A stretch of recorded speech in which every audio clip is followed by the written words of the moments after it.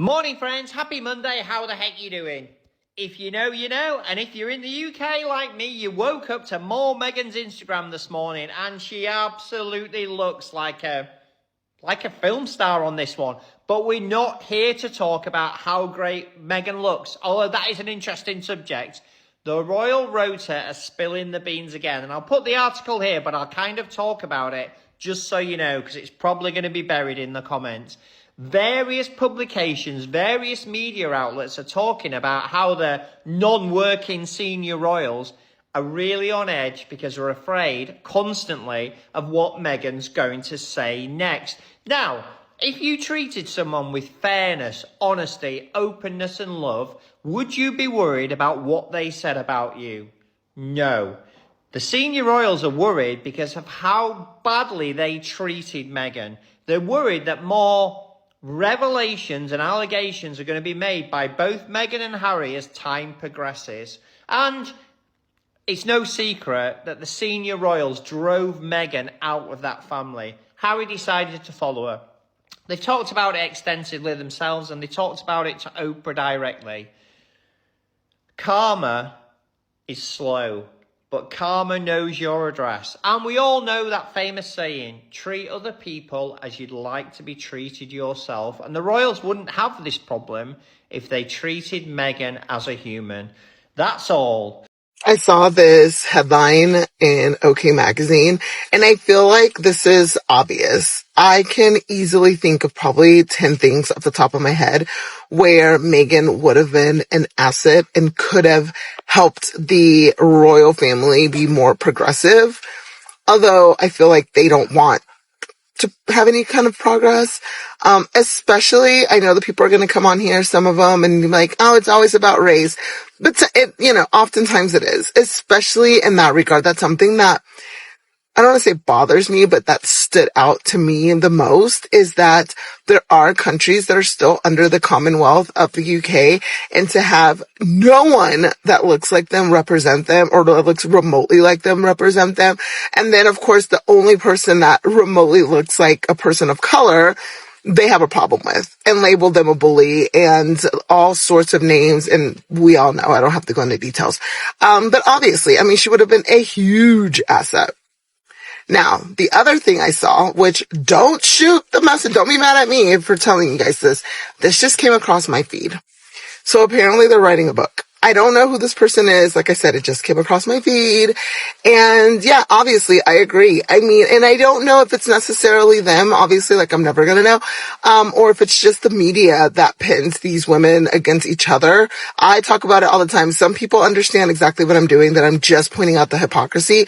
Other people don't. They're like, oh, well, I wish you would stop talking about Kate to make Meghan look good. That's not at all what I'm doing. Every time I've talked about Kate, it's to point the hypocrisy that I see. So again, I don't know, obviously, if it's coming from within the royal family or if it's just the media, but apparently there will be a book. And this is the book. It's on the UK Amazon site. I don't know. I didn't click around to see if I can buy it here stateside. I kind of would be interested to read it, just because I would like to get this author's, I have no idea who he or she is, but just to kind of get their point of view as to what's the obsession with Meghan. We talk about it here all the time, and it makes sense to me. I do think the people that are obsessed with her in a negative way are just jealous. They wish they were her. But anyway, don't be mad at me. I'm just letting you know that there is a book that you can read. I might read it because I am curious to see, and then I could talk about it. But anyway, those are the two headlines that I saw this weekend that caught my eye. And of course, Meghan would have been a huge, huge asset. I am interested, I'll leave with this. I am interested, I've said this before, to see how history is going to remember her. Because the fact that people act like King Charles and Camilla are these amazing people, the fact that they would rather believe that Meghan is a bully and not that Charles and Camilla, when I'm old enough to remember, especially after Princess Diana died and shortly before her death, they were the villains. And then somehow now people are like, oh, they're so wonderful. Either they don't remember they weren't alive to remember the history, or they just believe the media machine that's tried rewriting their history to make them look like they're these wonderful people. I don't know which one of the two it is, but I suspect it's one of those two things. Emily Andrews wrote this article. She is one of the other self-proclaimed royal experts that usually work and write for the UK tabloids. But today she has written for another publication, and her article is titled, "He is no longer a working royal and so can't act like one." Royal editor Emily Andrews on why it's time for Prince Harry to stop. To stop what exactly? A working royal is someone who works for the monarchy and promotes them by co-opting charities and showing up for photo ops and claims that that is somehow going to help the charity when the data shows that no, it's not helping charities. In fact, charities are closing down left and right because they're just not good at that. It might have been a thing years ago, but it doesn't work anymore. They have to bring more than just coming and getting pictures and listening and learning and, saying a speech that some speechwriter of theirs worked up for them. Like, they need to bring tangible help instead of just sitting there listening to someone talk about their lives, because that's not cutting it anymore, right? And it seems to take her a really long time to get to the part where he's acting like a royal, working royal, but needs to stop.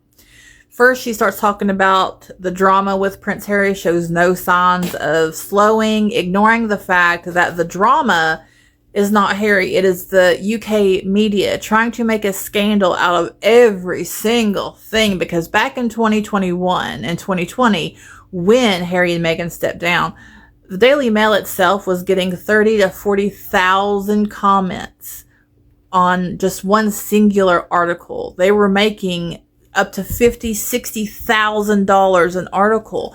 And that is because they made everything sound like it was a scandal. And it's getting harder and harder to do now that Meghan and Harry's spokesperson are actively coming out and disproving the lies from the UK media. It's very hard to continue creating narratives when the person you're creating them about is like, no, that's not true at all. 4 or 5 paragraphs in, she still has not explained how he's acting like a working royal and why he needs to stop. Basically just talking about the breakdown of Charles and William not wanting Harry to leave. Harry saying, well, I won't leave, but I'm not going to stay either. And then William saying, you're all in or you're not. And Harry's like, okay, not. That's the breakdown. She then goes on to claim that a certain extent of this family breakdown all goes back to the untimely death of Princess Diana, leaving both William and Harry deeply traumatized, and similar ways of handling it, like both hated the press, both blamed them for her death, and both were understandably devastated. But she also neglects to mention that they both went about healing that trauma in different ways. Harry actually went to therapy. He got help. He's trying to heal. Talking about her helps him. William has basically shunned everything there is about Princess Diana. He is his father's son. His mother, while she was a part of the monarchy, she ended up divorcing Charles and leaving it. And William is bound to the monarchy. So when it comes to Diana or the monarchy, he's going to pick the monarchy every single time. And in fact, we have seen him pick the monarchy multiple times when that very issue pops up. She also neglects to mention that not only has William not healed, has he not sought therapy, has he not tried to work through the issues, he has become incandescent with rage, their favorite saying for him, and is wasting away. Looks like he might be self-medicating with things, drinks possibly, and he hasn't healed because all we hear about is his rage and his jealousy towards Harry, who is out of the gilded cage and working on himself. William might be in a gilded cage, but nothing is stopping him from working on himself. She then goes on to claim Prince Harry is just paranoid about security and protecting his own family. Yeah, I wonder why. I wonder why a man whose mother died when he was young due to the press offering hundreds of thousands of dollars to get pictures of her, and she was chased into a tunnel by said photographers, and even after the crash, they were running up to the car and taking pictures. Why would he be paranoid and want security? That is such a good question. I guess we'll never know, will we, Emily Andrews? Then she goes on to claim that it was Harry. His paranoia and indecision turned the UK trip into a circus, and not the tabloid media and even the BBC incorrectly reporting things and then having to walk it back several days later and causing chaos by adding more and more opinion pieces in between anything that was said, because Harry's spokesperson spoke once, I think, and they turned that into 20 different stories. If you would like a part 2 about this article, let me know. You know what's funny? These people can't even keep their own story straight. For years we were told Meghan is finished. Remember that? Nobody cares. Hollywood rejected her. She's irrelevant. They said it so many times you'd think they actually believed it. So why does one post on As Ever have the royal Rota acting like somebody just pulled the fire alarm? Make it make sense. Every single time Meghan pops up doing something positive, here comes another dramatic headline. The palace is nervous. Royals are on edge. They're worried about what she'll say next. Really? If someone doesn't matter anymore, you don't spend your day checking what they're posting. That's not how real life works. Think about your own neighborhood. If you keep talking about your ex every single day, who is really struggling to move on? Not the ex. You are. That's exactly how this looks. Meghan uploads a photo. They write 10 articles. Meghan launches something. They call a panel discussion. Meghan breathes. Somebody suddenly has an anonymous palace source. Come on now. This is starting to look less like journalism and more like a group project where everybody forgot the assignment. And here's the part that cracks me up. The same outlet spent years saying Meghan had no influence. Now they're telling us senior royals are supposedly watching her every move. Which one is it? Because both stories can't fit in the same suitcase.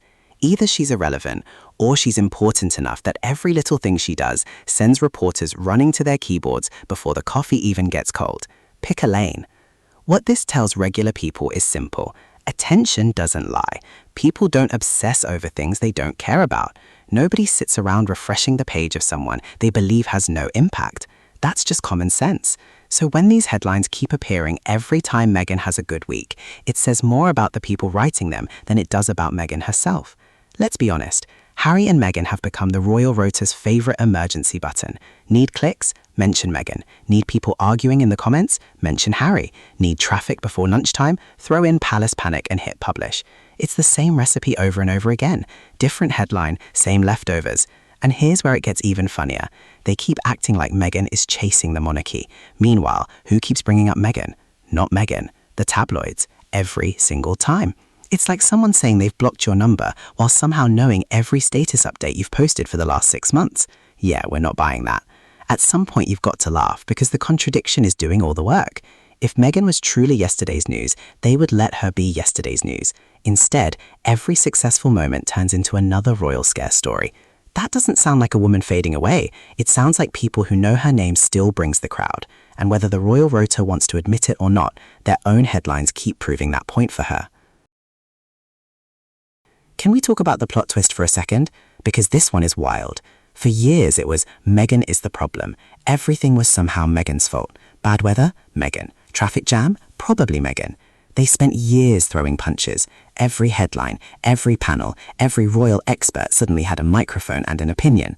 Now fast forward, the very same conversation has changed to, you know, Meghan actually could have been one of the monarchy's biggest assets.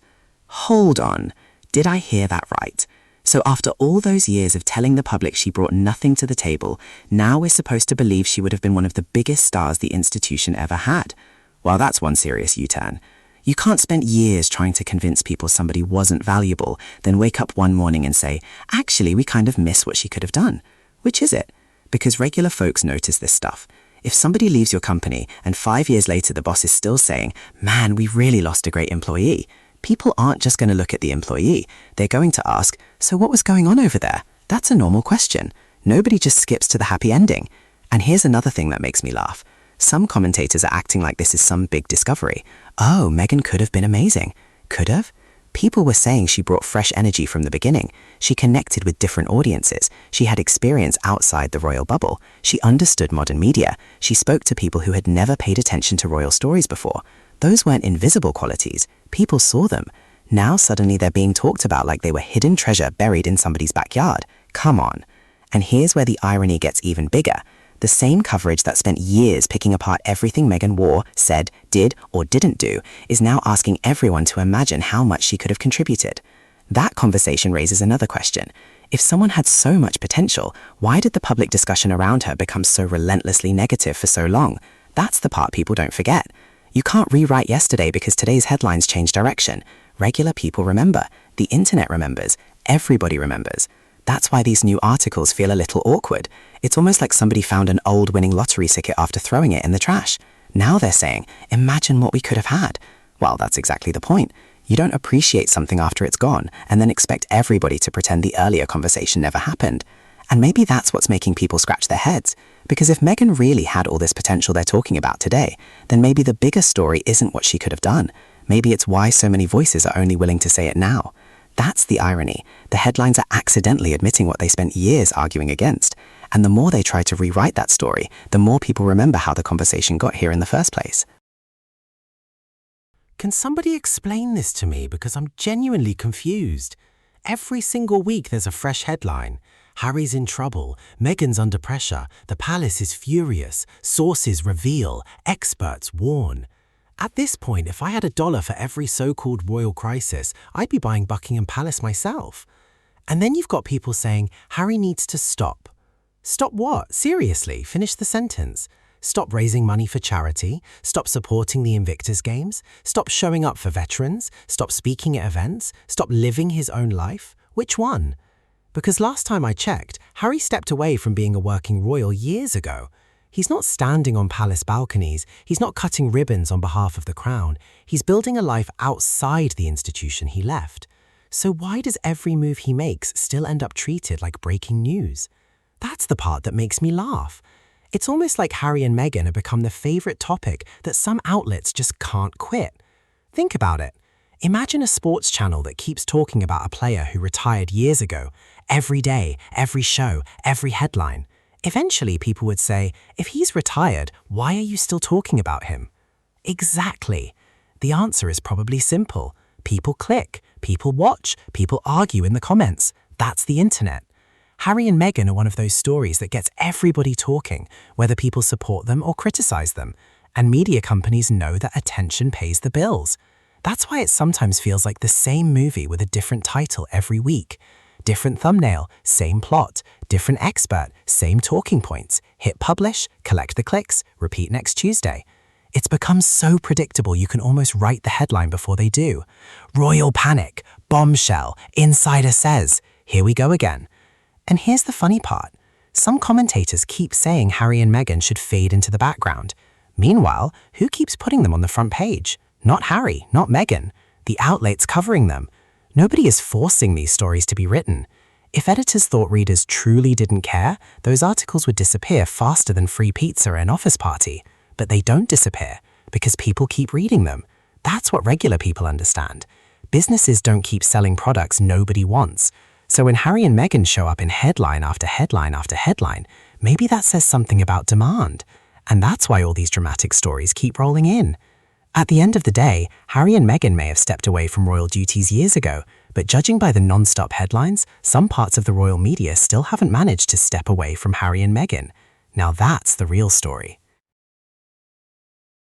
Let's wrap this whole thing up because honestly, this is where the story gets really interesting. I don't think this is about being scared of Meghan giving another interview. I think that's the easy headline. The bigger question is, why do these stories keep showing up every single time Meghan has a good week? Think about it. She shares something positive, she launches a project, she celebrates a milestone, and somehow the conversation immediately swings back to the palace is worried. Again? We've seen this movie so many times I already know the ending before the opening credits. Here's what regular people understand. You can't keep blaming someone for years if everyone has already made up their own mind. People aren't robots. They've watched the documentaries, they've watched the interviews, they've read the headlines from both sides. Nobody needs permission from a royal commentator to think for themselves. That's real life. And here's the funny part. Meghan didn't vanish after leaving royal life. Remember all those predictions? She'll disappear, nobody will remember her, she's finished? Well, that didn't exactly age like fine wine, did it? Instead, she kept moving. New business, new creative projects, charity work, new audiences. She built a different chapter of her life outside palace walls. She's still part of the conversation. Now compare that with what keeps happening in the headlines. Every time William, Catherine, or Charles are in the news, somehow, some way squeeze Harry and Meghan into the article. Every single time. I'm sitting there thinking, weren't we supposed to be talking about somebody else? It's like inviting people over for dinner and spending the whole evening talking about the neighbors. At some point, your guests are going to ask, are you sure you've moved on? Because it doesn't look like it. And that's the irony nobody talks about enough. The more some commentators insist Harry and Meghan should fade away, the more they keep putting Harry and Meghan back into the spotlight themselves. That's like trying to put out a campfire by pouring cooking oil on it. Good luck with that. The constant comparisons don't make Harry and Meghan disappear. They keep reminding the public they exist. Every headline, every opinion piece, every anonymous source, every dramatic palace panic story, it all sends people right back to the Sussexes. And let's be honest, that's almost funny. If your goal is to convince people someone isn't important anymore, maybe don't spend every week writing another article about them.